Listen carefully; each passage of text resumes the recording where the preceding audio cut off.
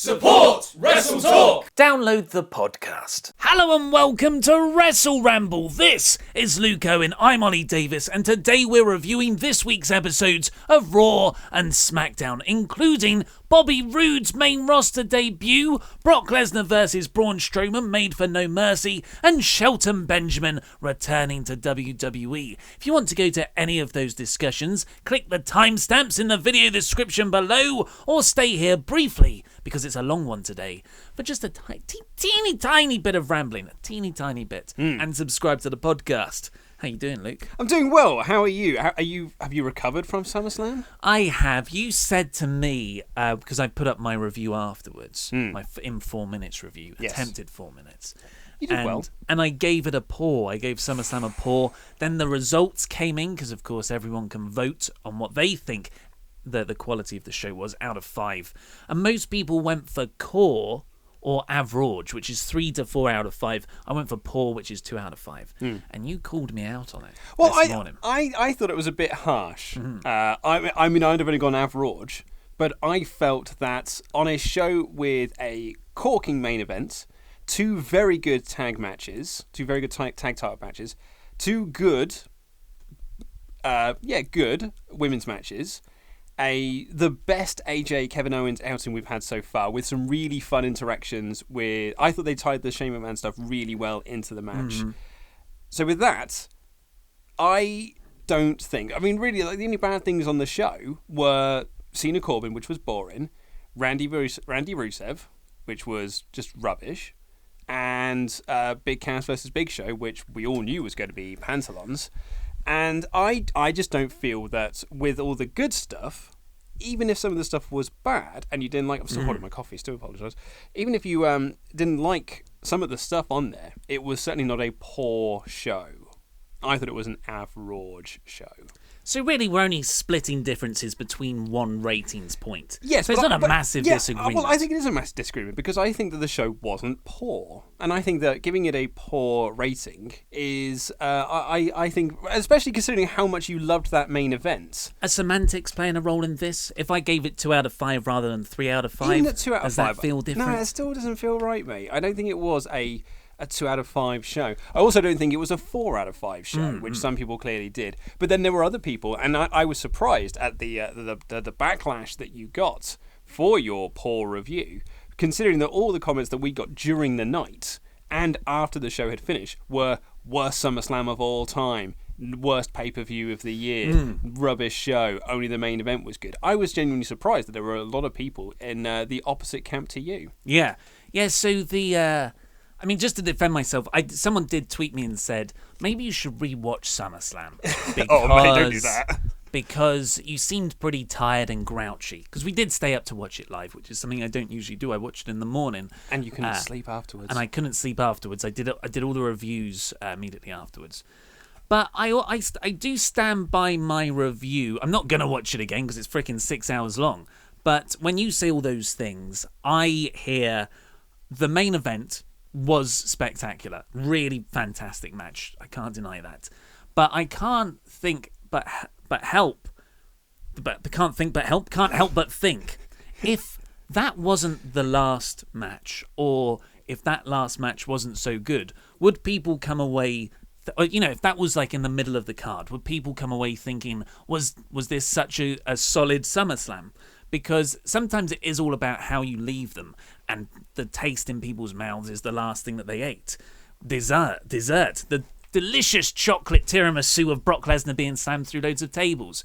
So I think actually, although I definitely do concede that my tiredness and grumpiness played into my rating of the show, I still stand by it being a poor, because if you include the SmackDown match, which was joint best match of the night for me, that means you have to include the 2 hours of pre-show. You can't have it both ways. So that means it is a 6-hour show. 5.5 hours if you cut out all the social media lounge stuff as well. Yeah. So that means you include the empty arena match for the tag, which is no good. The Akira Tozawa and Neville title change that happened 6 days previously, baffling. That wasn't good. Then you've got the SmackDown one.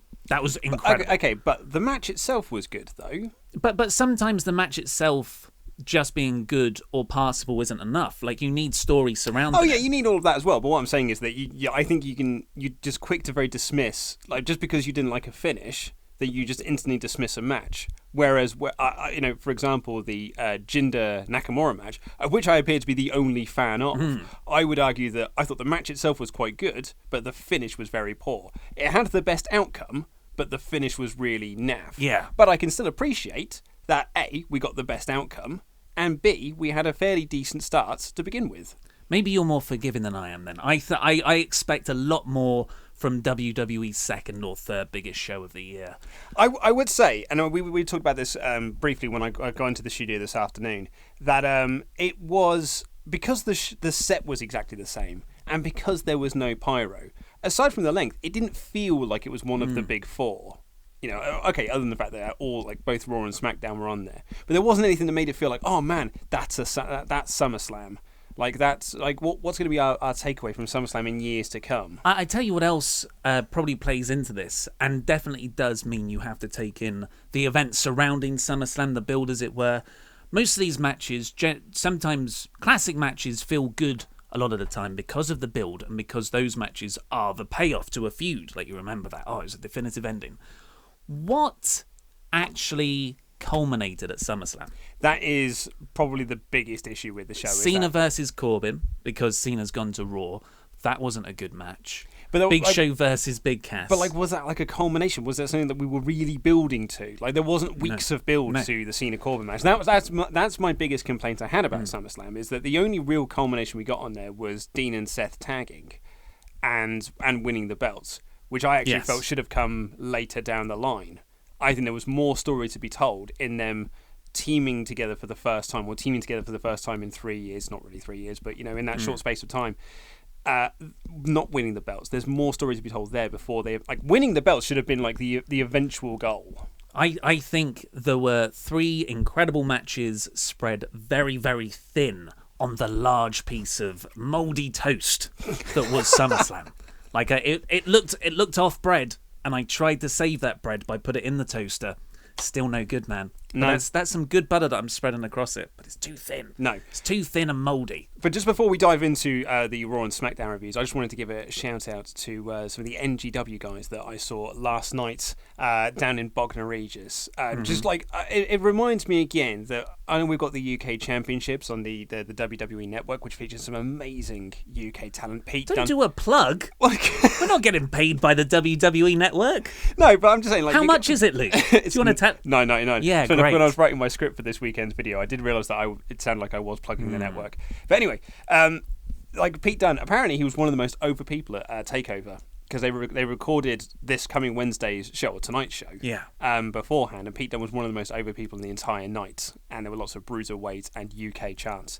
So, like, we've got some great guys there, but actually here in the UK, who haven't had their quote-unquote shot at the big time, are outstanding. Robbie X in particular is brilliant, is awesome. So, and Jake McCluskey as well. I can never say that name. I've got a marble. Yeah, what is that? I've got marble mouth whenever I try to say Jake McCluskey. Yeah, Jake McCluskey. I can say it sometimes, but I've got to really think about it. McCluskey's is a chain of cheap alcohol pubs, I think. Really? McCluskey's, yeah. Oh. You would go there for £1 wine. Yeah. Where wine was cheaper than a bottle of water. Yeah, that's when I knew I was home.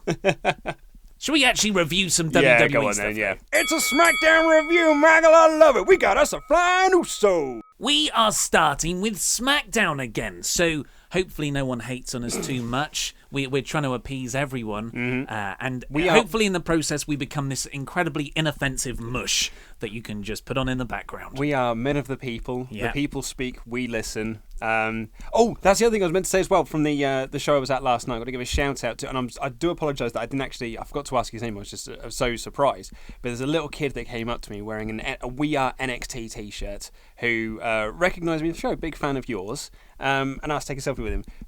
Just great little dude. He was so excited to be at the show, and he got his stuff signed by the Hammer and Robbie X, and it was just awesome to see, because what I liked about the show we were at yesterday was that it was amongst a non-cynical wrestling fan. Like everyone was there just to enjoy wrestling that was happening, and that was wonderful because usually I get to see wrestling with you or like my other friends. I'm fun to watch wrestling with. Well, you are there, but we sit there and go like, oh, but the booking's not very good. Or, I don't agree with this, but that move was botched there. Whereas like, I call the finishes about 10 seconds before they happen. Yeah, ruin it for everyone. Yeah. And he Mystic Meg over it. I'm the guy who you watch a mystery film who goes, yeah, the wife did it, and then like half an hour later, yeah, I ruined that. Yeah. Oh, actually, my friend went to go see The Sixth Sense. And just before the big reveal, leant over to his other friend because he'd already worked out and just went, "He's a ghost." Nice. Just ruined it for him. This is the rambling which has spilled into the SmackDown review. So this last anecdote. That's my fault. Just this last anecdote, and then we'll get into the SmackDown review. I used to run there was a sixth form paper at our school when I went there, and it was called the Sixth Sense. Sixth form is what? That's like college, high school. Yeah, I think it's college? the 2 years before university. That's right. It's between 17 and 18. Yeah, so there was this sixth form paper called Sixth Sense. And I was nice. Like, that is so geeky. We're gonna make a rival paper, and it was just horrible and stupid reviews of stuff. But we called it Bruce Willis is Dead. Because it was a spoiler. Okay, so now in the SmackDown, yes. We kicked off with AJ Styles coming out and resurrecting John Cena's old US title open challenge gimmick. A fantastic run for the US belt, which happened 2 years ago now. But, I mean, in terms of, like, what a well-remembered and well-received thing that was. I loved the US Open Challenge, not only because it gave us like great surprises, like actually the debut of Kevin Owens was the debut of Sami Zayn. Yeah, exactly. When he got too excited and he popped out his own shoulder. What an idiot! Yeah. But like, it gave us great moments like that. But it also gave guys who weren't getting on TV a lot a chance to go out there and just shine for 15 minutes. And it was always the best match of the week. Yeah. Like, hands down the best match of the week. Because why would be like, well, John Cena sucks. He had the best match every single week on Raw for like nearly a year. That was really... Because everyone was like, John Cena should turn heel. Cena should turn heel. And the promotion of Reigns and Cena's title challenge at the same time, that really tipped the balance to Cena being cool again. Like he went through. What's the Dark Knight quote? You live long enough to be. Yeah, you live long enough to see yourself become the villain. Yeah, he pushed through that. Cena pushed through Batman to become the hero again. And with someone like AJ Styles doing it as well, like gonna be some good matches, some cracking matches. And there was a debut on this show that I thought was going to be at this point here. Right. And when Kevin Owens' music hits, I did go. Oh, Again. Yeah. But then okay, so it had already been kind of spoilt that this debut was going to happen because not only was he pictured arriving at the arena, people who had gone in early to get into their seat, they played his Titantron up on the big screen. The Kevin Dunn. Roode. Yes, Bobby Roode was the debut. They did this with Jason Jordan ahead of the angle reveal, but that could have been Chad Gable still, so at least there was still a little bit of ambiguity. That's my impression of Jason Jordan's music. Anyway, so I was expecting then Kevin Owens to come out and be like, no, I want my title shot. And then, and that would actually be the person to answer it. Instead, what we got was an announcement that we're going to get AJ Styles versus Kevin Owens again for the United States Championship with a different special guest referee this time. So I've been a fan of this feud, which is ridiculous because it's Styles versus Owens. That's my indie wet dream from about 4 or 5 years ago.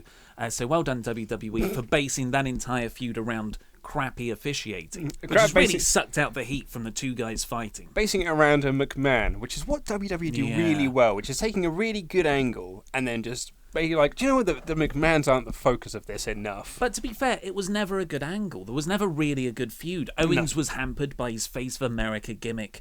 There were too many title changes. Then there was the actual botch with the referee, and they turned that into they retroactively fitted that into the story to transition into Shane. It's not been a great feud at all. But so I was down on this. I was like, oh, we're getting another Owens Styles match for the how manyth time in their feud so far. But then Owens went backstage and found Sami Zayn. That was the first person he asked. And that made me so happy seeing them nice to each other again. Yeah. And I know this is probably really hopeful thinking, but somewhere, if Ryan Ward is booking this, that's the sort of thing he would have put in to sow the seeds for 4 or 5 months down the line. Once the Shane McMahon feud's over and done with, Owens and Zayn might team together. Mm-hmm. I can't wait for that moment. I think that'd be awesome. And I thought it was a goodish show-long narrative of having Owens ask around for who could be his special guest referee. A very good run-in with Breezango. Yes. Which I wasn't expecting, because you think that they'd be very busy getting ready for next week's show with their big reveal. The tag division is in jeopardy. Yeah. Next up, we had what you thought should have come in the opening segment. Yes. And that is Aiden English comes out, does his song. Shakespeare of song. And then that marvellous, some might even say glorious piano rumble happened. Yep. And Bobby Roode came out like To- a freaking megastar. To a hero's welcome. And, oddly, worked as a babyface. Yeah. Cut a babyface promo afterwards. It was just, I just did not expect him to come out as a face. It's very odd. So what was your over? Because Bobby Roode came out and I was like, oh my god, this is fantastic. Similar to how Nakamura came out, right? But Nakamura, I was pretty over. Like I thought, oh, this is a bit rubbish actually. As soon as he got in the ring with Miz, but this one took a little bit longer, and I was so excited. It's such a good song. Everyone was into it. Roode looked like a megastar. But then I look across the ring and it's Aiden English, and I thought, well, if he's going to squash him, that's fine. This will be over in 30 seconds. Something spinebuster, glorious DDT, bish bash bosh, and then he cuts a heel promo. But then everything that happened after the bell rang slowly made me... It was still good, I'm not denying that, but it just, every bit afterwards, I was like, this is going on a bit longer. English is getting way more offense than I would like him to have. Although he does hold a victory over Randy Orton. DQ, but it's still there on the chalkboard. And another thing that weirdly got to me is how, and I guess this plays into the babyface idea, he kept on doing the glorious taunt. Like, he did that about 4 or 5 times in a 5-minute long match. Yeah. And during the entrance. So I was kind of like, oh, that's a bit of overkill. But it's still good. It's still good. You know, like when Homer Simpson chases the pig that's fired over Springfield. It's still good. It's still good. And then he did the babyface promo with Renee Young afterwards in the ring. And he said twice the term box office. And have you ever heard the Paul Heyman story about box office? Is this on Something to Wrestle? No, it isn't. It's Heyman told CM Punk, I think it was, that when you talk to Vince, there's a certain lexicon that you have to use because there are trigger words that Vince has. And if you describe something to Vince in normal speak, he'll go, yeah, it's kind of good. But if you say to Vince, this is box office. Like, then he'll click and you think it's box office. You know, it's like it's a word that cuts through to him, that he can understand that. And when Bobby Roode said box office twice, I thought, is that like a weird rib? Or is that Bobby Roode's attempt? This was a main roster Bobby Roode in the most main roster way possible, in that the character's there, but it's just slightly off. Yeah, it's more or less the same character. It's just now it's babyface, because like the character in NXT was just like, this is my NXT. I'm the guy that's going to take NXT to the next level. But like even after it finished, like Tom Phillips, the man who knows everything about like the best matches in WWE and all that, Yes. kept saying, expect to see really expensive suits and really expensive shoes, which was the Bobby Roode character in NXT. I was just stunned that it was a babyface promo, and then the more I've thought about it, the more I've been thinking about it, because I've had a few people get in touch with me via Twitter.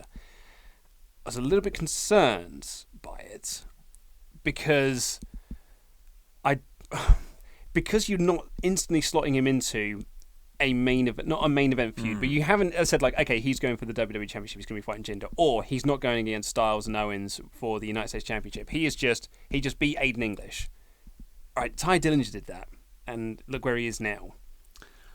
I think the company is way more. I see this as a Nakamura intro. Yeah, well, that's what I'd like to think as well. But as someone said to me, "Do you think it was a good debut?" And I said, "I don't think it was a great debut." And my worry was that with the huge depth of talent they've currently got on SmackDown, even like you look at the people who aren't on TV every single week, I just hope that he doesn't get tied within a couple of weeks. Pun intended. Oh, you meant tie. Oh, I thought like, hands tied. No, I hope he doesn't get tied. TYE Dillingered. apostrophe D, yeah.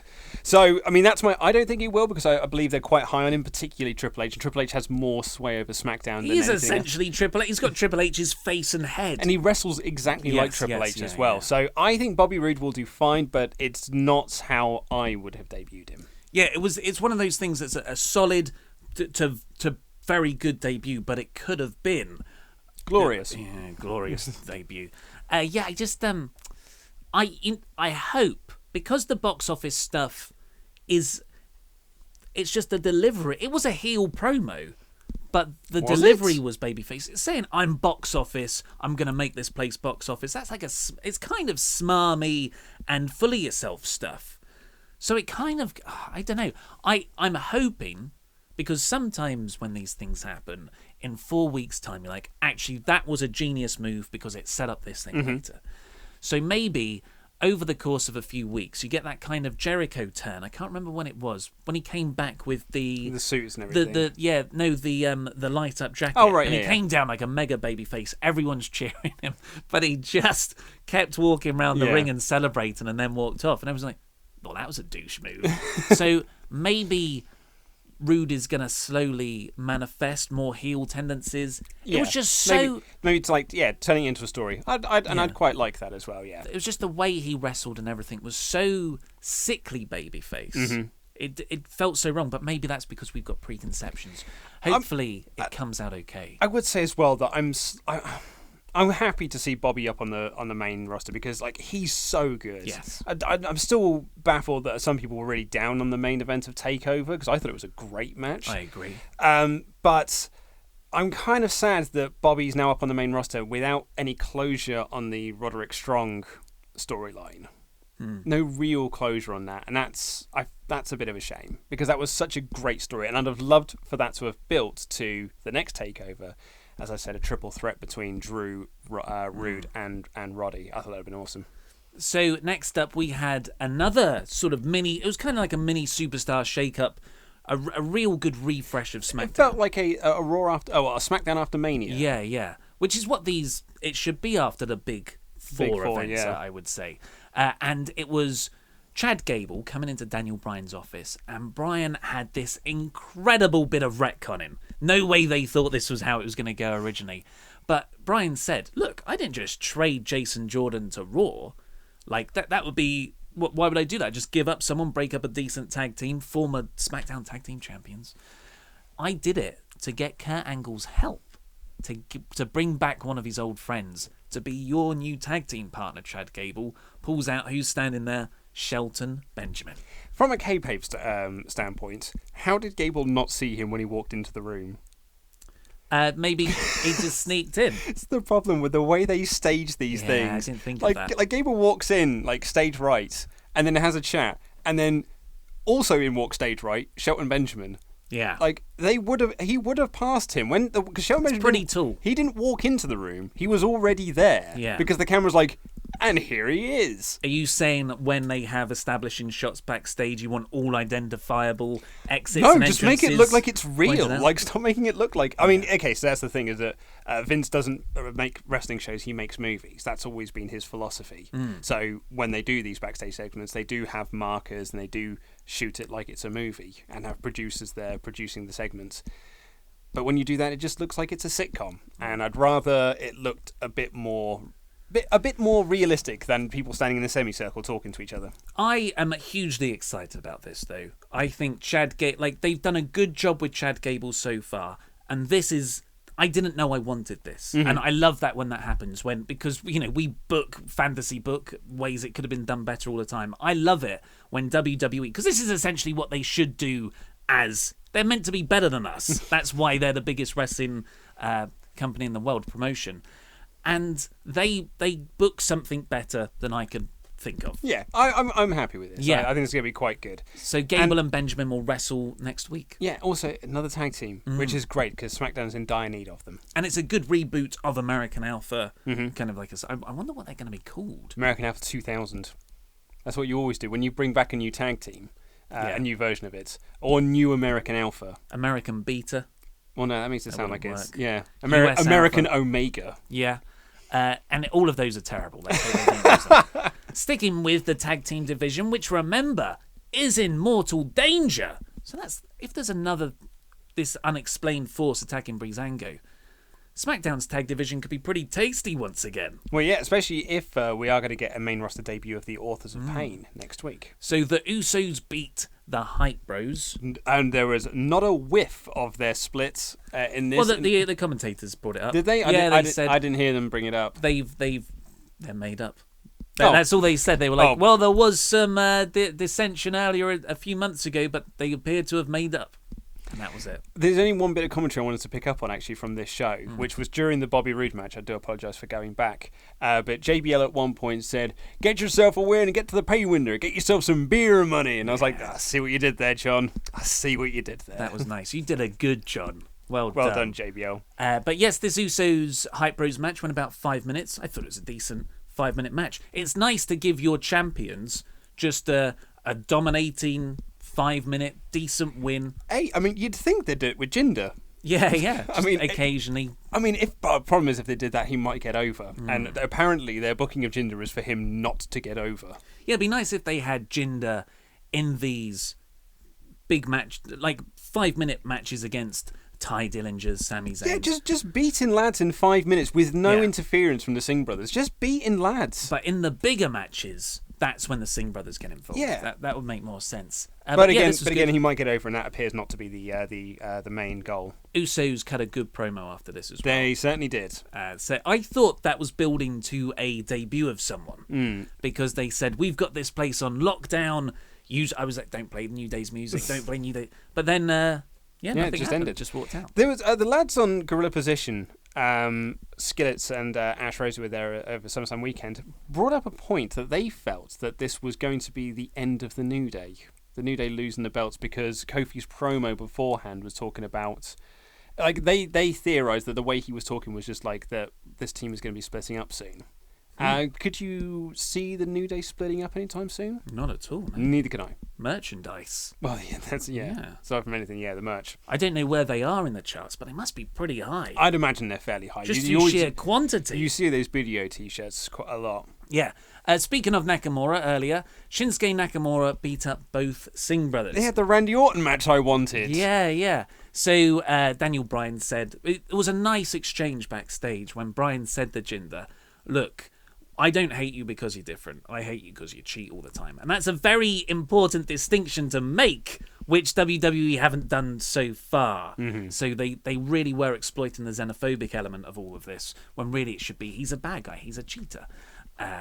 And he said, well, Nakamura should get his revenge. He's going to face both the Singh brothers. And great, because they just bump around like madmen. But the Singh brothers sold it amazingly backstage. They had some good expressions. Yeah, I like them. There was actually, even Byron had a good moment in this. And that's now 2 times Byron's had a good moment. And it's again during Nakamura matches. He had I can't remember what the line was, but he had a really good line at SummerSlam. Cool anecdote. And you and I said, oh, that was a good line from Byron. Yeah. And it was also in that match that Jinder was showing a lot of personality. And I said, it's just like Nakamura. I remember that now. Nakamura just brings out the best in people. He brought the best out in Jinder. He even brings out the best in Byron Saxton. And there was a moment where JBL was going like, and he said, Jinder wins all the time. That's why he's the champion. And Byron just goes, because of the 2 lads in dress shirts in the ring. Yes. It was the delivery of it. And I was like, yes, Byron. That was actually a decent babyface commentator line that didn't make you sound like a complete whiny insider. Moaner. Yeah. Hey, leave Byron alone. It was his birthday yesterday. The insider. Or Sunday. It was on Sunday. So this was nothing. This was a decent squash match on 2 people. Made Nakamura look good. He got his revenge, and most importantly, he hit the Kinshasa on Jinder afterwards. I liked this angle. So this was a good standing tall bit. Of course, Jinder looks weak again, but this was good. This was all good. But moments like this with Jinder would be fine if he won matches. Yes, exactly. Yeah. Next up, we had Naomi and Becky Lynch beating Natalya and Carmella. This was a nicely structured match. It was all built around Carmella not tagging in with Natalya, so Carmella could cash in her briefcase at the end once Natalya's been beaten up by Naomi and Becky Lynch. But this was also the second match of the night to feature the goddamn beach balls. Oh, I just saw Mexican Wave. I didn't see beach balls. I think there was beach balls as well. Because there was beach balls, I think, during the Usos match as well. Oh, I didn't pick up on that. Oh, bloody beach balls, mate. Zombie beach balls. I hate them back from the dead. much. I hate them so much. Because they're always in matches. I mean, I'll talk about it a little bit during the Raw review, but man, I hate the beach balls. I don't think that discussion is going to be a bit. I think that's going to be a long beach ball rant on your part. And it's not going to be a beach ball and rant. And a counter beach ball point from me. No, I mean, I know what your counterpoint already is, but I've got something that I would like to say about beach balls, but I do hate the beach balls. The other thing actually as well from this, I don't know if you've seen the images, but I mean, I didn't pick up on it at the time, but everyone knew that, well, there were a lot of people who'd worked out that Naomi was losing at SummerSlam because of the way she entered the ring and held up the title. And someone posted 3 very, very good gifs, actually, of her last 2 previous title defenses, like against Lana and whichever other one was the time before, and she holds up the title really high with a massive smile on her face going like, yeah! And with this one, SummerSlam, she was looking at the floor and could barely muster a smile because she knew she was dropping the belt. And then throughout the match, she just had a face on because she knew she was losing. And there were a lot of people just like, well, that's really bad to essentially to telegraph the ending of a match just because you're not happy that you've got to drop the belt. That is interesting. I'll have to go back and look at that. That's very unprofessional. Yeah. For a professional wrestler. I'll show you the gifs side by side. It's really interesting. My favourite bit of this match was Carmella's new ring attire. I don't like her new ring attire. I don't put women in things like that. It looks ridiculous. I don't think it looks ridiculous. They did it with Dana Brooke as well. It makes sense. I think she's going to move around. No, she was fine in the leggings. No, I think that made her look more unique than just putting her in a swimsuit. I think this is a really good modification of her character. I'm very behind this costume change. I thought they told a really good story here between Natalya and Carmella, and the crowd didn't care because they're all dicks and more interested in beach balls. That's a very harsh. I'm being facetious. We've disagreed on this. I think I'm not saying that seriously. I'm being facetious. The crowd are allowed. So when I explained I don't know how it came up, but the beach ball conversation came up with my lady partner, and she was like, "What beach ball?" And I was like, "Well, because it's a long night and some people get bored, so they chuck a beach ball up in the air." And she was like, "Oh, that sounds really fun." And I was like, yeah. Do you know what? It's fine. Throw beach balls around at the start of the show. That sounds great. That does sound like a party. Don't drink during matches. It's disrespectful. You know what I think WWE should do? And it could potentially be a terrible idea because it could become the new what chant. Bring someone in whose gimmick is beach balls. So when you come out... Yes! I love that! You come out and they fire beach balls into the crowd. The crowd are going wild. They can push the beach balls around while the match is going on. The guy can be leading the party in the middle. And then the crowd are they've got their beach balls out. Yeah, just run it and then just run it into the ground. Yeah. Just nosedive that thing. Like Ultimate Warrior in the cockpit where there's no pilot. Or just channel it into one match where it's part of the match. Then everyone can do it together. I think that's a good... It's kind of like the inflatable wailing arm tube men. Yeah, I'll make my point about beach balls now. We may as well talk about it now. But so... let's save it for Raw because it actually happens then. It happened in here as well. It happens big time. It's addressed in Raw. So next up we have Dolph Ziggler and a backstage promo. There have been reports that he was getting repackaged. We still don't know what that repackaging is because he was in a backstage interview and he very neatly said, "Here's my big return," in a backstage interview.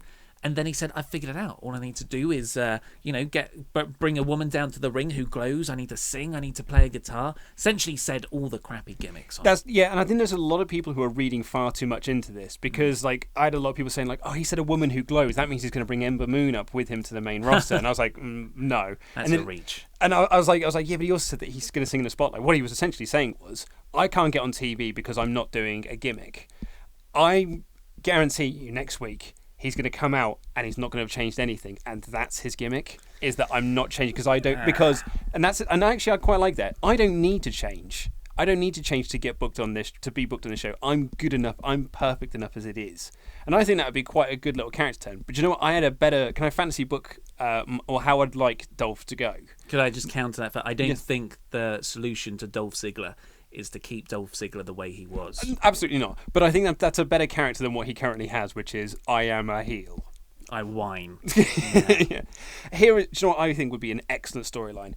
I want next week on SmackDown, he comes out and says that I'm looking at this roster and I'm looking at all these people who are getting these chances above me. I'm looking at Shinsuke Nakamura. I'm looking at Kevin Owens. I'm looking at Ty Dillinger. I'm looking at Bobby Roode. Apparently, the way for me to get the chance on here is to go to NXT. Oh, that's a good idea. And then go down to NXT, but do it as like a really bitter thing of like, I'm already better than everyone here, but I have to do this because apparently this is the way to get a push in this, and just do it like really flippant and be really just being really flippant about being on NXT. Yeah, and then you show clips of that on SmackDown, Yeah. like a little highlight reel of maybe some live event dates. Of him, just beating up some jobbers, and just being like, and every time going like, am I getting a push now? Can I get a push now? Where's my title shot? And That's things like really good. I think that'd be really good. That is good. But fine, he's going to debut whatever his big idea is next week, which probably isn't your very good one. AJ Styles beat Kevin Owens in the main event with Baron Corbin as the special guest referee that Owens chose, at least initially. So when they were doing all these backstage skits, I hate to interrupt you there. They were doing all these backstage skits, been trying to find a referee, and it was like Sami Zayn and then Breezango, and then as soon as it Baron Corbin, I was like, oh, of course it's Baron Corbin. Yeah. I was in my whole time. I was like, I wonder who it could be. Yeah. Who could it be? Who could it be? No, of course it's Baron Corbin. I didn't mind Baron Corbin though. I thought this was a good role for him. It's working on building him back up after the very harsh punishment he received last week for being a bit of a dick on Twitter. But that's essentially what happened to Dolph Ziggler. I'm a heel. I'm going to be a heel in real life. And then he got heat for being his character. It's a very bizarre world, WWE.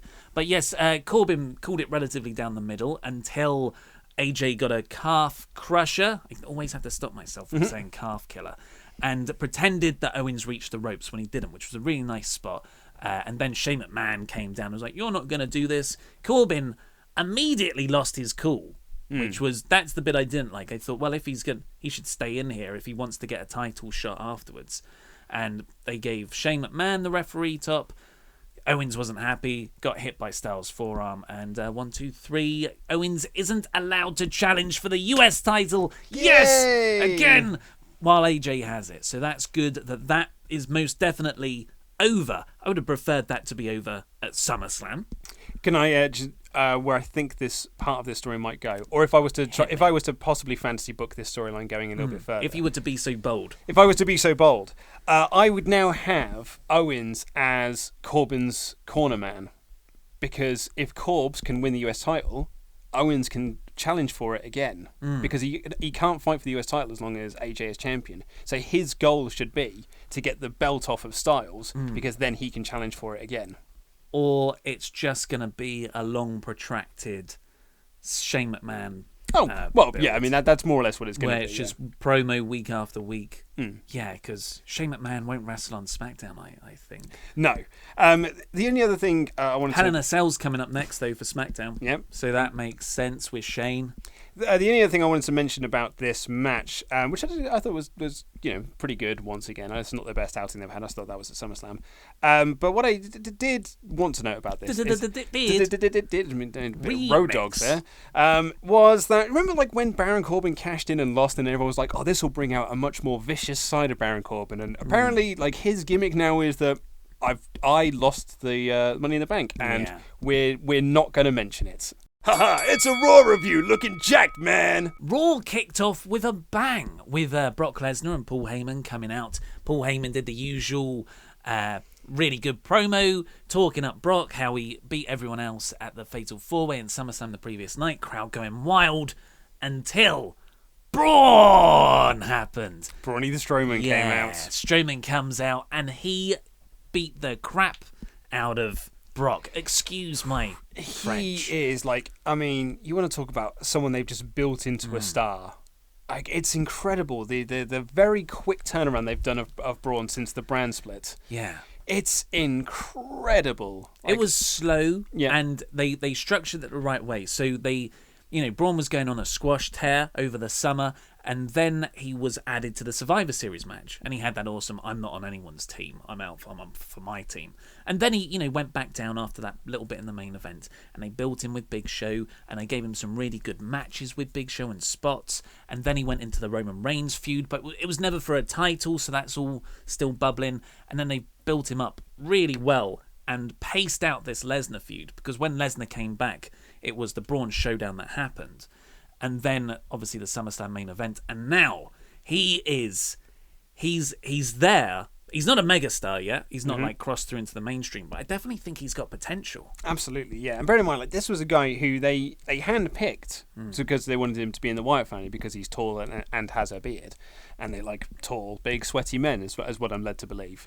But he was someone who wasn't good enough to be on NXT TV. That was the thing. He never appeared on NXT because he wasn't ready. And just think about that. He wasn't ready to be on NXT TV, which is developmental, where they put any owl bugger out there. Sometimes green as goose S words, and but yeah, Braun was like, he's not ready yet. Well, do you know what we should do then? Put him on live TV. I think there was probably some smarts behind that as well. Like, if he's not ready, it's better to keep him off TV rather than actually put him on Well, that's what I mean. Okay, but if he's not ready for taped TV, do you know what you don't do? Just put him straight onto live TV. But the way that they kept him really protected in the Wyatts, he didn't really have to do a lot. He learnt then from the other three guys that he was with, and then when he went on the solo run, everyone was a bit like, "Oh God, Braun's on his own."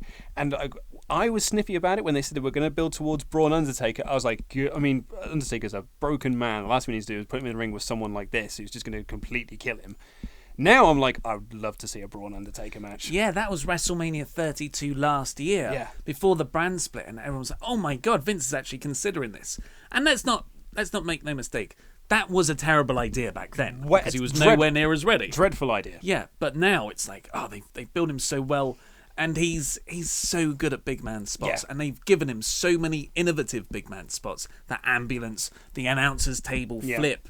They've done so well. I just wanted to give credit where credit is due, because well done, WWE Creative. You've done a sterling job with Braun Strowman. And for this angle specifically, well done, Brock Lesnar. Because when he was thrown over the top rope, just like the SummerSlam match the previous night, and he looked back up at Braun, I was like, I feel like Brock Lesnar is the underdog. Yeah. And how on earth do you make that happen? That's how good Brock Lesnar is. Yeah, because he was in the ring, he was smiling away with his Universal Championship, going like, "Yeah, I am the best." And then as soon as Braun's music hit, it was like, "Oh no, I forgot about that. I was really hoping you weren't going to show up." And then when he thrown out, he's like, "Oh, it's the Joe thing all over again." He was so good at selling the fear that Joe might get him in the clutch.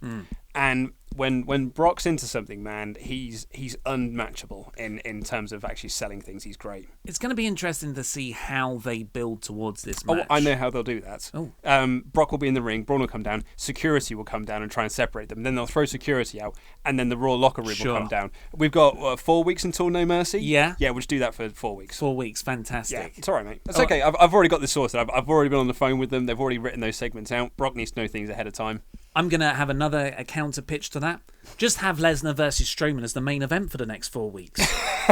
That's a great way to build a program. Or just have them both in matches where they both get pinned, and then put them into the match. Yeah, that would be good. Who's the bigger loser? Have them lose a lot. Back at like 10 years ago, we might have been saying, I know what they'll do. They'll be forced to go in a tag team against another team. But they saved that for another bit on this show. The only disappointing part of this for me was that Michael Cole said later on in the show, and Kurt Angle's made it official. It's going to be Brock Lesnar versus Braun Strowman at No Mercy. I was like, that's great. That's the match we want to see. But that could have been, and I don't often say this because I think in-ring segments and announcements like that are really overdone. But I would have liked to have seen Brock's face when that was announced, and I would like to have seen Braun's Raw when that's announced. Yeah. So I thought that was a missed opportunity. Yeah, that's telling 2 weeks worth of story in 2 segments. Yeah. I think that was something you could have done next week, but And it wasn't like you could just have that as the main event angle, but this was just not a throwaway line, but it was just a line from Michael Cole rather than a 10-minute bit. Yeah. So that's a shame. That's a shame. Also a shame is next up we had Enzo Amore beating Big Cass in a Brooklyn street fight. As soon as that graphic came up, I mean, it was 6 o'clock in the morning. I was there having me Weetabix and raisins and rice milk, and I went, oh, I may have said some words we're not allowed to say on this channel because they're naughty words. Like briefcase, title shot. Yep, things like that. Yeah, hospital. I went, championship opportunity. Yes. Because I'm ready for this feud to be over, and sadly, it very much will be over now, unless, of course, when he does return in 9 months. Big Cass got injured during this match. He took a bump over the rope and landed very awkwardly on his knees, and then he went to attempt the Empire Elbow and just buckled, and then that was it. And as soon as he buckled, I was like, oh god, are they doing an injury angle? Until I saw the way he was selling it, and I was like, either he's amazing at selling frustration, or he's genuinely hurt. I really, really felt for him. Yeah. When you can't jump up for an elbow, like he could have even just like fell on his side, but he couldn't get back up after that. I don't think. He spoke to the referee before it was like he said, "I'm okay. I'll finish it. Because they cut to the finish quite quickly. I will get onto your exclusive bit in a sec, but it reminded me of it was about 3-4 years ago now when Wade Barrett injured his elbow, and he was so angry because he realised this is. I imagine I've never had an injury like that, but I imagine you can tell the difference between an injury and an injury. Yeah. And that's the sort of injury in the middle of this big push he's getting as well as a solo star that he's going to be out for 3, 6, possibly 9 months. 9 months is what WWE.com are reporting, and he understandably flipped out in anger. Yeah. And I don't want to play the game of what ifs because I don't believe in the game of what ifs, but I felt even more sorry for him because he suffered this injury in a match that never should have happened in the first place. Because no one needed to see this match. And so my friend who I've made reference to, it was a freak accident. No, I know. I know it's a freak accident. But when if I was Big Cass, I'd be saying like, well, that match never should have happened anyway because it was literally a throwaway match, and now I'm out for 9 months. You're right, it is a freak accident. It could have happened next week in a match that was more meaningful. I'm just saying that it was just a shame that it happened in such a pointless match. If it was a spot that it had like a planned spot that meant nothing, I could see the point there. But this could have happened in any match, any pointless match. I'm just saying, any pointful match. It made me upset me because it was just such a pointless match. But a friend of mine who's been at SummerSlam and Takeover all weekend, he was there on his honeymoon, said that the crowd groaned when they announced the match, and everyone was just like, I don't need to see this match. And actually, because he was front row, they had cleared the area where he was sat because apparently the plan was they were going to spill out into the crowd and fight further there. And the bouncers and the event team were like pushing my friend and his wife back and everyone else around them. And then the injury angle happened, and then they were just like, false alarm, and everyone just went back to their seats. So it was meant to go for a bit longer. Yeah. So that's a real big shame for Big Cass. Yeah, big shame. Big shame for Big Cass. We can run through the next 2 bits relatively quickly. Nia Jax beat Emma in a total squash. Forgot this match happened. Yep. Yeah. Poor Emma. Poor Emma. And Elias had another sing-song, and R-Truth came out, and Elias beat R-Truth in 2 minutes. Yep, forgot that happened as well. So, yeah, I don't know if they're going to give Elias an actual feud. It just seems that Vince McMahon cipher as a way to just insult whatever crowd they're in. Oh yeah, totally. Yeah, he's a heat magnet. It's the Edge and Christian used to do this all the time. They'd come out and just cut a promo on your local sports team and just do that promo. They had that promo around the country. But Elias is pretty damn good at it. I do enjoy when the crowd started clapping along because it's a smart crowd. Elias stopped and said, "I said hold your applause until the end." And that really tickled me. Because that was organic. That was something he came up with. And R-Truth came out and ruined it. Yeah. But then we had quite a newsworthy bit because, I mean, we all guessed it already because John Cena was advertised. He's been brought back as a free agent. Kurt Angle introduced his big surprise, not Bobby Roode, of John Cena returning to Raw for the first time since the brand split. And the crowd chanted, you suck, John Cena sucks, and you suck to Kurt Angle, although that was more good-natured. And then Cena was like, there's only one guy I want to face, Roman Reigns. And then the crowd said he sucked too. So, okay, I was thinking about this while I was watching SmackDown today. Because, like, AJ came out to, like, a huge ovation. Like, a proper hero's welcome because he's an incredibly over babyface. And then you look at the reactions that Nakamura gets. It's like this really over babyface. Like, everyone just loves him. Everyone's super into his entrance and like, really into him as a character. And then I was thinking about this angle then on Monday Night Raw, and I was like, oh, imagine it's the same storyline, but with those two. Because when they're booking this match, in their heads, they're like, well, the crowd are going to love this because John Cena's the most over guy we've got on the roster, and Roman Reigns is the guy. He's the top dog. He runs this yard. And they're like going to build to a match, and then we're going to have them set up as a tag team. It's like the Mega Powers 2.0. This is going to be brilliant. The place, as Pat Patterson would say, the place will go banana.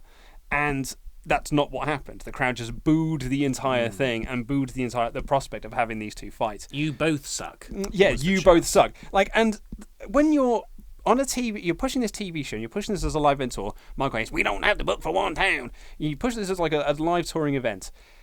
Everyone boos these two, so you can't then push like. Well, no, everywhere they're booed. You can't say everyone boos. Okay, yes, everywhere they're booed. No matter what city they would have done this in, they would have got the "You both suck" chant.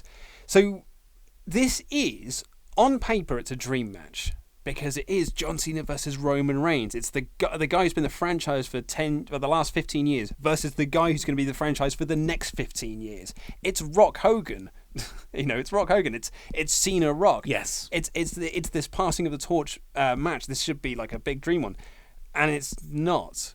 Whereas if this was like AJ Nakamura, everyone would be going absolutely banana for it. I don't think you even have to change both of them. I think because John Cena has really worked his way back up in the smart fan appreciation. I love John Cena. I think John Cena's I'm great. a big fan of him. And did you see that video? The Cricket Wireless one? Oh, my word. I was actually watching that just before you came in, and I had to stop because I was going to cry. So it was, if anyone hasn't seen it, this branded post or whatever, they brought in, like I should critique that, John Cena sat down and, Sellout. yeah, and he read out some thank you notes from people he's helped in the past, done Make-A-Wish stuff with, and he was like getting quite emotional because it was emotional stuff. You helped me overcome cancer. I was My going to mum say was it was going to die. It was that little gave her a kid. wristband. It was that little kid saying like, my mum was diagnosed with cancer, and then I gave her. You gave me a wristband at a show, and they had like footage of him getting it, and then I gave that wristband to my mum. Yeah, and now she she's pulled cancer free. through, yeah. Oh my god! Like I was like,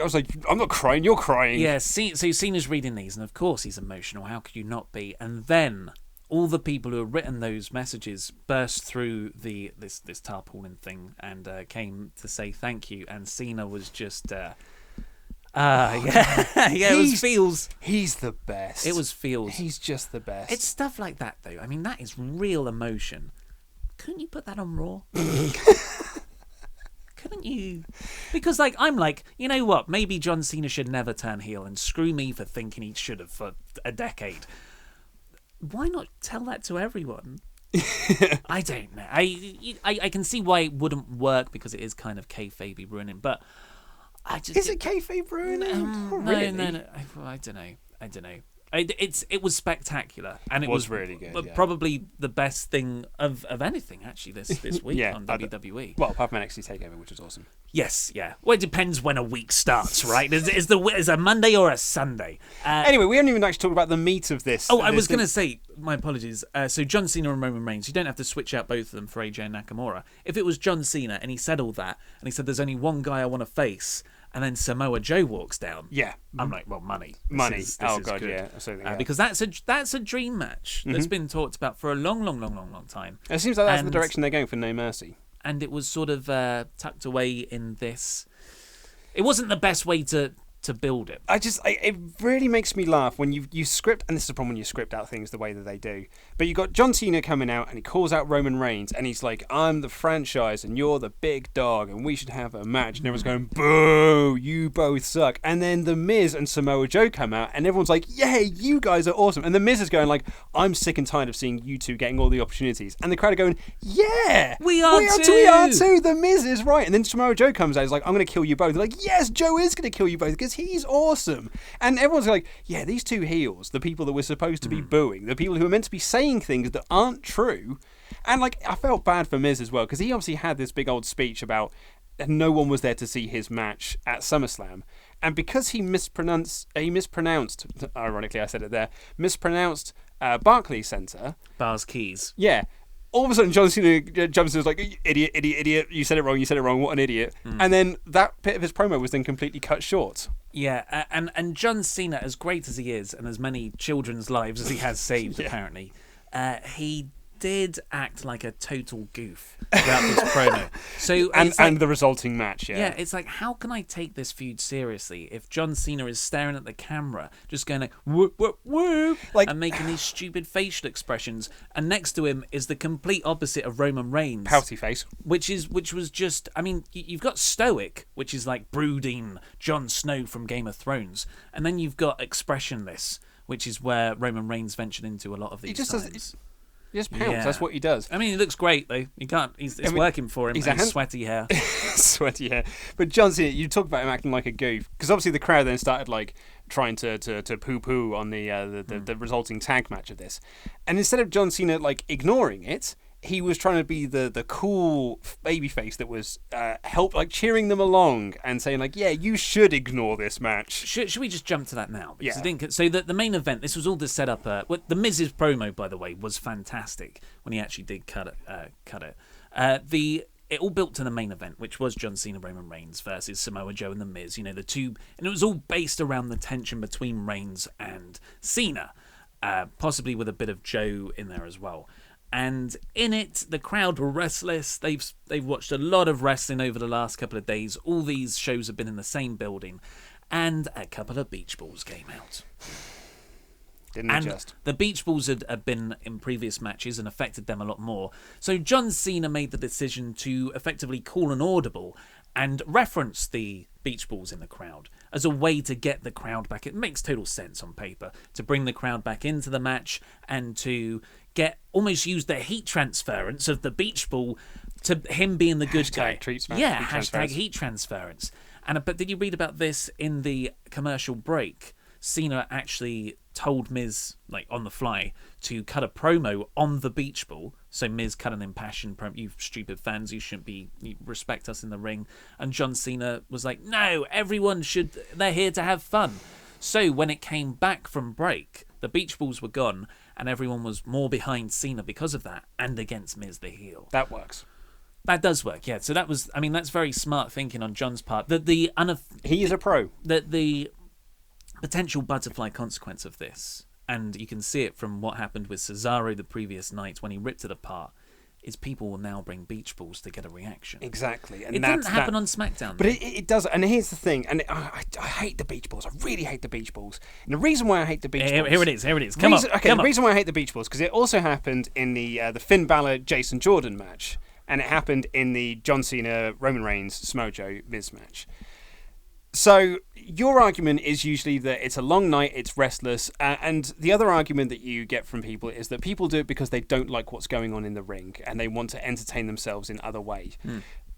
These are the same fans that a year down the line, when Finn Balor, Samoa Joe, The Miz, the girls on SmackDown and the cruiserweights, when they're not being pushed, they're the same fans who will just say, "Oh, they never push those guys." Yeah, because during their matches you throw bloody beach balls around because you want to get yourselves over. It's not because they're bored or they're tired or they're restless. It's the crowd getting themselves over, wanting to put themselves over, be the focus of the show rather than the wrestlers. And it really winds me up. It's why I don't like the Raw After Mania crowd. However, WWE have very, very smartly shut down the Raw After Mania crowd by turning it into a thing. And now, because it is a thing, they don't want to be the Raw After Mania crowd anymore. I always get wary of definitive statements like that because nothing is that clear cut. So, do you really believe that they're just out for themselves? There's no even modicum of them getting restless. No, it's not, because it's what you said earlier about people. They want to bring beach balls to the show because they want beach balls to be a thing. And it's those fans that are bringing it. It's like fans don't bring beach balls to a show because they think like, well, I better take this with me in case I get bored. They're not going to the beach. There's a great adage when it comes. Just on this. Fans are paid; they can do whatever they want. I think it's disrespectful. There's a great adage in wrestling chants where if you start a chant, you're not the one that starts it. It's the second person who picks up the chant with you that starts it, and that gets everyone chanting. Because otherwise, you're just a guy screaming. So you'll have Super Dragon. Yeah, the famous version. That isn't a chant. That's just one guy screaming. So the people who bring the beach balls, okay, they are lone wolves, to use a Baron Corbinism. But other people who didn't bring the beach balls, who are disinterested, are like, oh, this is actually quite fun, and it's more fun than what's going on. Oh, I'm going to buff it too. Okay. So then it's a chain reaction, and those people. So you can use that methodology to the very small minority of people who brought the balls, like less than 0.1%, because I think they said there were 10 beach balls in total for Raw. A lot of those are probably going to have been brought by the same couple of people. And the guy who threw the beach ball in the main event did get thrown out. Yeah, with his kid. Yeah. So, which is a bit of a shame. Serves you right, mate. So it's like that. Really, that's just you're talking about a minuscule part of the audience. Right. Okay. No. But really, the crowd mentality is what's okay. But here's my rebuttal to that. So this we'll say it's a guy, just because. Okay, this person. Let's not be gender specific because it might be a lady. So this person has brought in a beach ball because they think it'll be funny and they want to get themselves over. Grand. Because then they are the one who's passing it around, and then other people do it, and because other people doing it, people then stop watching the match and start watching the beach ball and go, what's going on over here? That one person then has ruined it for everyone else, and I don't like that one person that ruined it for everyone else, and especially because it's very disrespectful for the guys who are in the ring, the guys who are putting their bodies on the line to entertain everyone, and they're not. I think so. If that one person doesn't want to watch the match and just wants to throw a beach ball and be a dick, then why do you have to ruin it for everyone else? There were people there who wanted to watch that match, but they're being distracted because there's a bloody beach ball thrown around, which leads to people being thrown out, which is then very distracting when you're trying to watch a match. Yeah. So of course, you're rooted in that way, and I'm very much rooted in the. This wouldn't happen. You pays your money. Not even that. I don't think it's the crowd's responsibility to be entertained. I think it's WWE's responsibility. But even if they were entertained, they'd have done it anyway, because. But it wouldn't have caught on. But it would have caught on because it's a beach ball. A beach ball bounces around. Of course, you're going to bat it around. But maybe only a few people would pay attention, and the rest of the people. If it was really genuinely exciting what was happening in the ring, the beach ball wouldn't have been battered around. There was no beach ball at the start. There was no beach ball. I've been a part of enough shows where a Mexican wave gets started and people will join in on a Mexican wave regardless of what actually is. I mean, they might be really into it, but as soon as a Mexican wave comes round, it's a Pavlovian response. You have to respond to it. It's mob mentality. Yeah. So it's the same with the beach ball. So even those people who were really into the match and they might have been they wanted to see the cruiserweights. They wanted to see Grand Metalik do his big flip-de-doos. Really into it. As soon as the Mexican wave comes around, you stand up. All of a sudden, you're now part of the problem. So your argument that, and I think that's a generalization of just everyone's bored, which I don't agree with. I just think that the beach balls are disrespectful. I think it's people just trying to get themselves over. It's the same with the, not all, but some of the NXT crowds who aren't there to watch the wrestling. They're just there to do chants. And that doesn't help people get over. And that doesn't help people come across well on television. And it's why we don't have any stars. No, that's a big leap. That is not why we don't have any stars. Well, no, and bad booking is why we don't have any stars. Bad booking is so fundamentally the problem. I know, I was a very, very general statement. Yeah, well, don't make those statements in an argument then. Well, okay, but in particular in NXT, there are people who can't get over. And that's because I think there are people there who aren't there to try and help people get over. They're just there to do their chants, and that doesn't help anyone. See, the other side of this, and I might get a bit of flack, is this idea that everyone needs to be respected. And that should get you flack. Yeah, well, it's like, sure, the beach balls are disrespectful to the performers, but also at the same time, the idea to put a pedestal on people who are wrestling, and it is an amazing thing that they do, no other things have that mindset. like, I guess theatre would. Like, you wouldn't start a beach ball in a play. You don't start one at football shows. You don't start them at football shows. But yes, you do.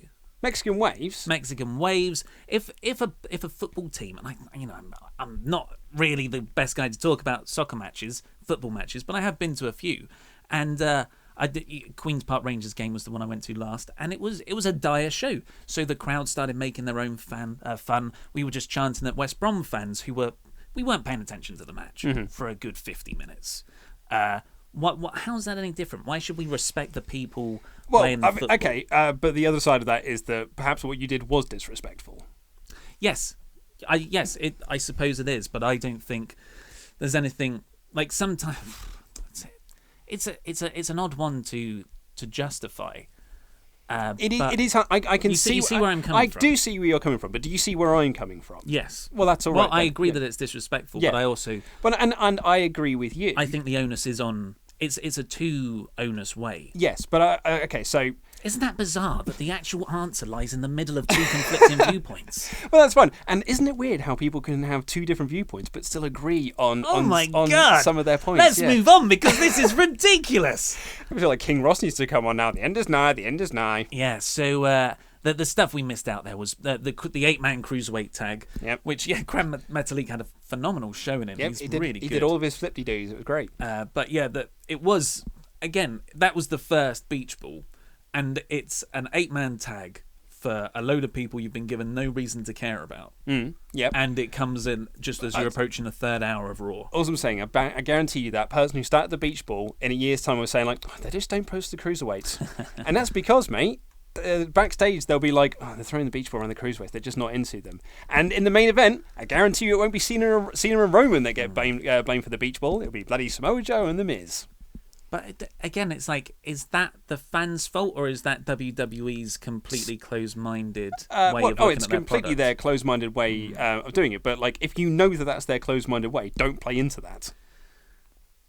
It's that thing like people will say like, don't boo. You shouldn't boo Roman Reigns because booing Roman Reigns will get him pushed more. What will kill Roman Reigns' push is silence. So WWE, like, if you know that's the mindset, don't boo him.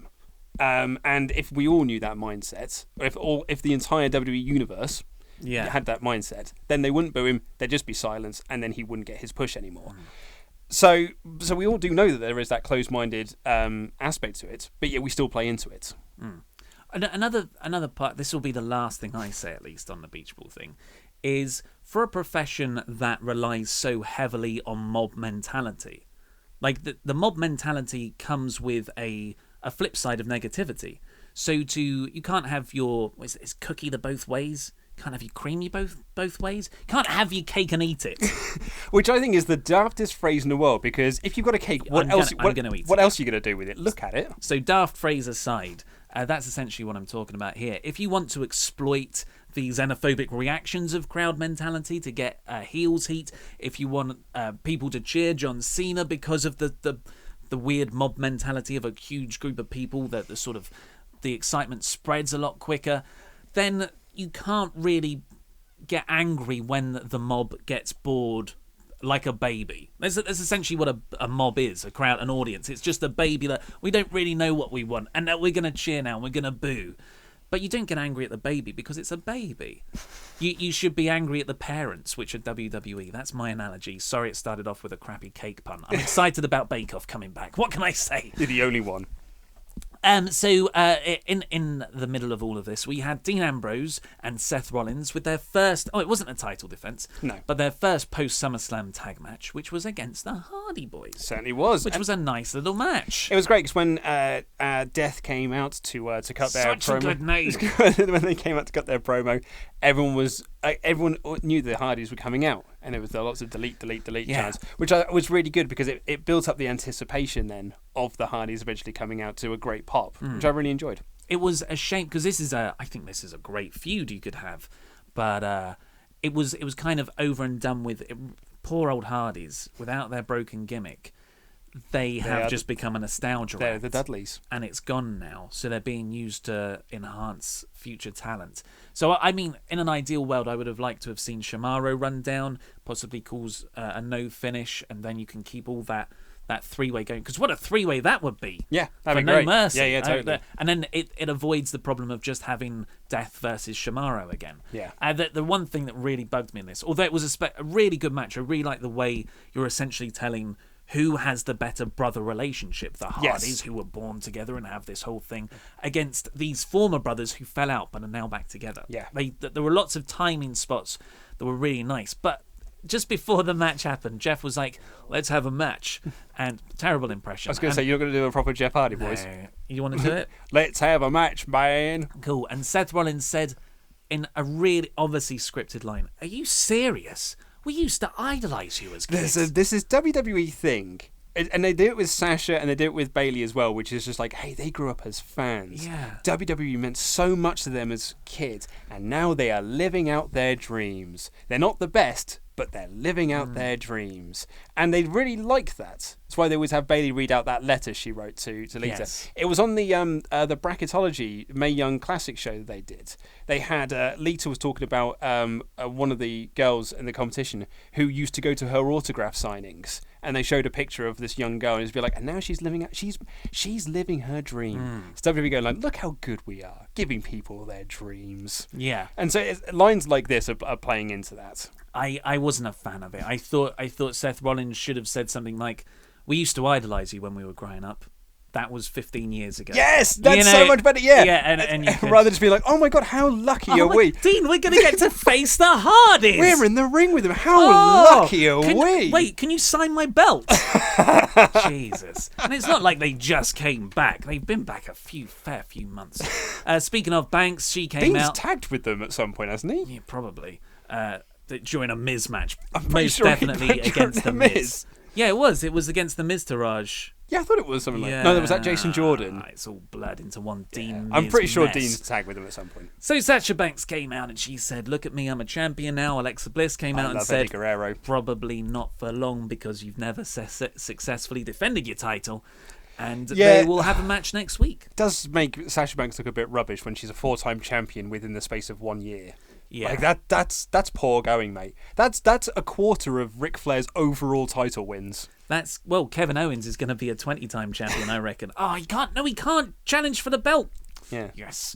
And then the only other match on here was Finn Balor beating Jason Jordan, and that's when the Zombie Beach Ball came out, the one that Cesaro had killed the previous night. And I thought this was a really good showing for Jason Jordan here. Yeah, it was. It's a shame the crowd were not into it in the slightest. Yeah, guys, well, I wonder why that was. But I think this is definitely the right direction to take Jordan, get him out of that Intercontinental title feud with The Miz, because that's way too fast, way too soon, and take a similar Chad Gable route where you have him go up against these main event level talents, but lose. Yes. But valiantly lose. They slightly altered his music as well. It's still. I noticed that. Yeah, it's still rubbish. Yeah. Have you noticed the Usos' new music yet? Yes. It's cool. Bad time. And the main event. Oh god, we didn't even talk about the main event, have we? We kind of did with the Beach Ball yeah. stuff, but the finish was Roman Reigns accidentally Superman punched Cena. The goofiest move in the world. Yeah, he really overused it at the moment. It's fine if you use it. Just don't do that every time because it just looks The ridiculous. fistabation. There's this gif going around that I absolutely love of Roman Reigns, and it's That stuff. one. It's stuff like this from Roman Reigns that I want to like him more than I do, and I do like Roman Reigns, but I just think his push is bad, and I think he does goofy stuff in the ring. But he's literally just staring at his fist, doing this, just like Shining out nice, and then puts it into his pocket like it's a gun. And I was like, cool. Oh mate, show some personality in the ring. Do more stuff like that. But Reigns accidentally punched Cena. Cena was out, and it looked like Miz was going to get the pin here on Cena, which would have been nice for Miz after what happened the previous night. But no, Cena stood up and hit an AA Of course, to he's win. Super Cena, LOL. Well, it's Cena's first night back on Raw. So. Yeah, okay, cool. But if you're building towards this Cena Roman match, then like if the Miz didn't have to. Flight mode, so I can't help you with it at the moment. Well, Google has something to say. I don't know what on earth you said that sounds like Google there. So the Roman. The Roman. How? You usually have to say an activation thing. Okay. So Anyway, point I was it making. can't help us. Point I was making was that Roman, if they'd built it towards this Roman Cena match, it wouldn't have hurt Cena the most if Roman had hit him with the Superman punch, and then Miz just didn't have to hit his finisher, just went in and pinned Cena. So Roman actually beats Cena. Miz didn't pin him. Yeah. And then Cena can be like... Off one Superman punch, Superman punch. And then Cena can be like, dude, you made me lose. Like, that we could have had that tag match won, but you hit me. Well, and, I don't know, build a storyline rather than just being like, oh, we sort of hit him, but it's all right, LOL, Cena won anyway, it's fine. What I did appreciate afterwards, when Roman and Cena were celebrating in the ring, they showed a replay of the Superman punch spot on the Titantron, and it cut back to the ring, and Cena looked at it and sort of went, fair play, it was an accident, to Roman. Which was nice, because you're like, dude, guys, you can see the stuff on the screen as well. Yeah, but also, I mean, we don't want to build a story out of this or anything, do we? So which show was better, SmackDown or Raw, Luke Owen? I think recapping it, I'm actually going to go SmackDown this week. Yeah, without a doubt. I much preferred SmackDown. Yeah, I think I don't think SmackDown was like a brilliant show, but it was a very tight 2 hours. It flew by, and yeah, I liked most of everything that was on there. Yeah, compared to 6-hour SummerSlam, 3-hour Raw.